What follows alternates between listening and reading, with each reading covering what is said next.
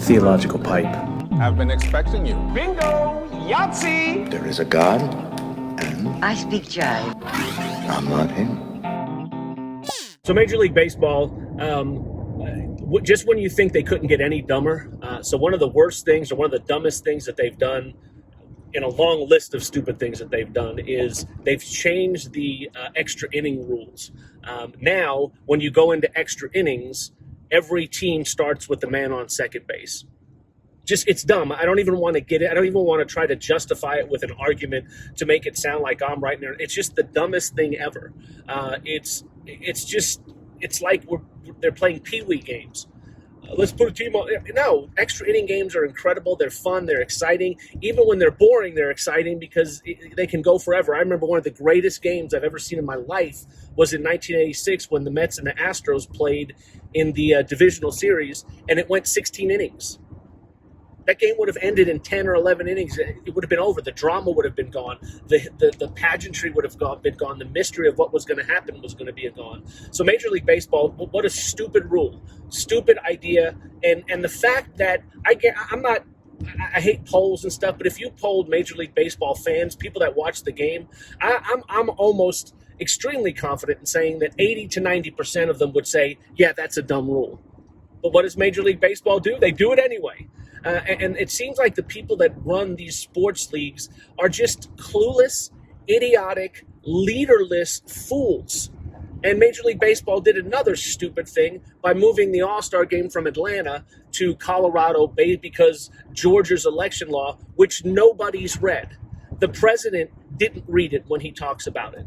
Major League Baseball didn't read it when they talk about it. Coca-Cola, all these other Delta, all these other organizations and groups and people that are talking about the law did not read it. I'm not going to say it's a perfect law, and obviously if Republicans are writing it, they're going to try to favor it for themselves. Democrats do the same exact thing in other cities, but the fact of the matter is people are calling it racist and horrible because it requires people to get IDs. Georgia offers people free IDs. And you can get the ID in any county in Georgia. So you want to vote, you get an ID. People thought that was racist. Now, I don't know why getting an ID equals racism to some people, and that's an argument for, not even an argument, a silly discussion for another reason. But here's what Major League Baseball did. Because they believe the president, because they believe the mainly progressive media, and because they're trying to paint people as racists and homophobes and bigots and are trying to divide the country, they make this law out to be something it isn't. And again, I'm a nerd. I've read the law. I'm not saying it's perfect, but it's not racist. It actually expands voting in some areas and requires an ID. So the geniuses at Major League Baseball, the same geniuses who thought it would be a good idea to put a man on second base in extra innings, decided to move the All-Star game from Georgia because they're going to now require IDs to vote. They're going to move it to Colorado, which requires IDs to vote.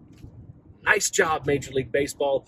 Way to be leaders right there. It's mind-boggling to me and just silly, and I just think it's ridiculous that there's no leadership in sports. There's no everyone bows to wokeism. Everyone bows to the latest political movement. And I know why.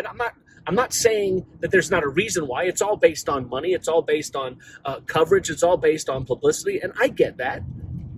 But for a leader just to step up and say, we're good.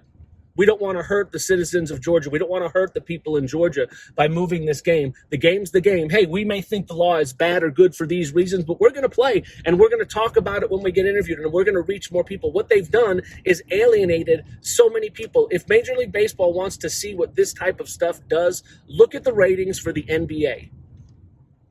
The NBA has a platform and an ability to bring people together, to bring people to unite people in a common cause for good, and there's plenty of need for that when it comes to the division in this country, when it comes to racism, when it comes to sexism, all those things. But instead, they always go the woke way. They always go the progressive way, and they alienate more than 50% of their base because the majority of sports fans are just average, everyday Americans that don't care about politics. They don't want their sports infused. They don't mind politics. They don't want it infused with politics, and that's all that it's about. And the ratings for the NBA have been horrific from starting last year through the finals to this year. Nobody cares.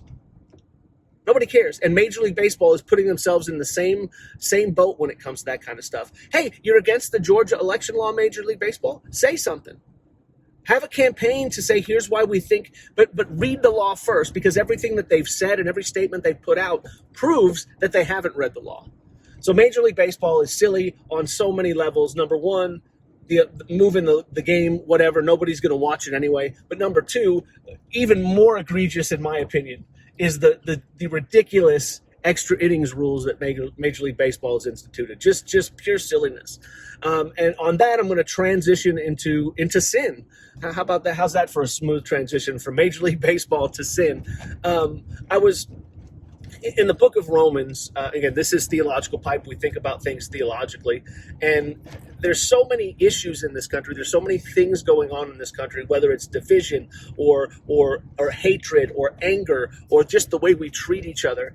And part of it, in my opinion, is because of our response or the way that we look at and tackle things that are not right in our lives and in the world. And sin is something that for some reason we don't talk about it anymore, even in the church. We talk about it in the church, but not to the extent that we used to. But in Romans, in the book of Romans, in the first 3 chapters, and you can go read it on your own if you want to, but you can trust me on this one. But change that. Don't trust me. Go do your own research. Do your own research on the Georgia law. Do your own research on what I'm talking about in the Bible. We're in the problem we're in because people just take what Joe Biden or what Donald Trump says as gospel. They take what the media says as gospel. Oh, they say that the law is racist. It must be racist. And instead of going to the source and reading it themselves, they just believe what people tell them. Don't do that.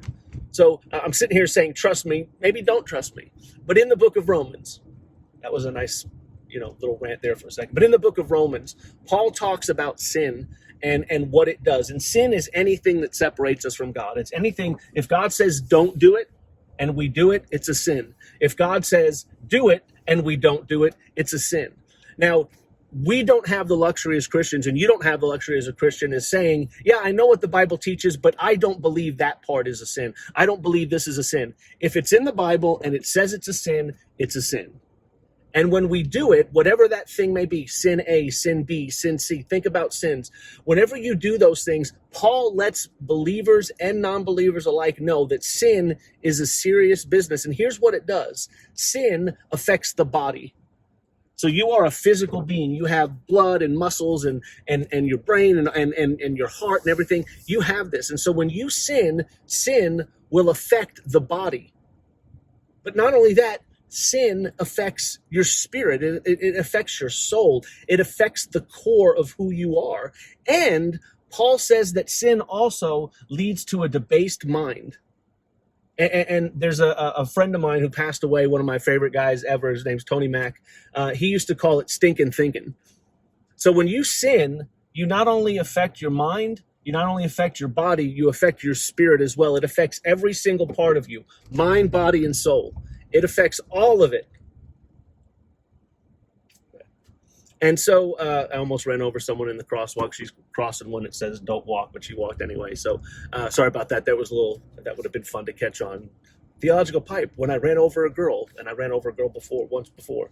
And I think I talked about that in a previous podcast. So again, sorry, sin affects your mind, it affects your body, and it affects your soul. It affects everything about you. And the part I was focusing on when I was reading it is the mind. It leads to stinking thinking. It leads to you thinking that you're better than you are. It leads to you thinking that others are worse than they are. It changes your attitude. It changes everything about you, mind, body, and soul. And I think that we have a sin problem in the world because so many people are doing what they want, when they want, how they want, with no even thought of, is this right?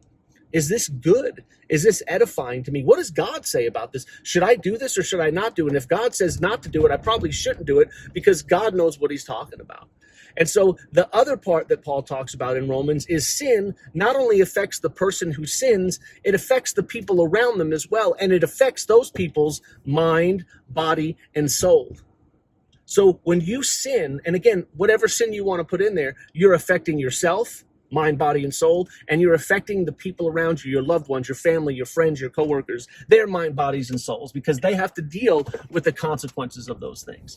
And so when it comes to sin, thank God, because sin is serious and sin is pervasive and sin is what we are born into as humans. We are born into sin. And there's one power, there's one thing that can break the chains of sin, that can rescue your mind, that can rescue your body, and can rescue your soul, and that's Jesus Christ and what he did on the cross. And since Easter just passed, what a better time than to talk about this and to come to the good news, the gospel. The good news of Jesus Christ, the gospel of Jesus Christ, is he died on a cross for our sin. And all we have to do is believe.